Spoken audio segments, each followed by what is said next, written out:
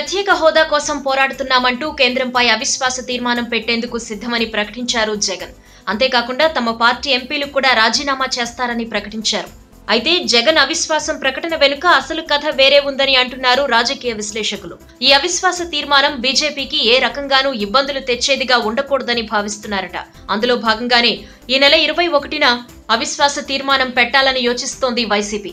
రాజ్యాంగంలోని 198వ నిబంధన ప్రకారం అవిశ్వాస తీర్మానానికి 50 మంది ఎంపీలు మద్దతిస్తే దానిపై చర్చకు స్పీకర్ అంగీకరిస్తారు. అయితే దీనికి వెంటనే సమయం కేటాయించరు. నిబంధనల మేరకు తీర్మానాన్ని అంగీకరించిన 10 పని దినాల్లో ఎప్పుడైనా స్పీకర్ చర్చకు సమయం కేటాయించాల్సి ఉంటుంది. అయితే ఇక్కడే అసలు తిరకాసుంది. మార్చి 5న మొదలయ్యే పార్లమెంట్ సమావేశాలు ఏప్రిల్ 6న ముగుస్తాయి. వైసీపీ చెబుతున్నట్టుగా మార్చి 21న తీర్మానం పెడితే సరిగ్గా 10వ పని దినాన అంటే ఏప్రిల్ 6న సభ ముగుస్తుంది.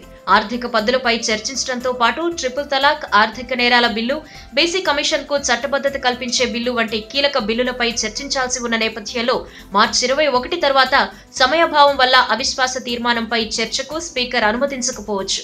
ఈ లెక్కలన్నీ ముందే వేసుకుని అవిశ్వాస తీర్మానం 21న పెట్టాలని వైసీపీ భావిస్తోందని పరిశీలకులు విశ్లేషిస్తున్నారు. అయితే మార్చి 21నే ఎందుకు అని అడిగితే వేరే కారణాలు చెబుతున్నారు ఆ పార్టీ నేతలు. అవిశ్వాస తీర్మానం ప్రవేశపెట్టడానికి కనీసం 50 మంది సభ్యుల మద్దతు అవసరం. కానీ తమకున్నది 5 సభ్యులే కాబట్టి వివిధ పార్టీల మద్దతు కూడగట్టడానికి సమయం పడుతుందని అంటున్నారు. అందుకే మార్చి 21న పెడతామని చెబుతున్నారు.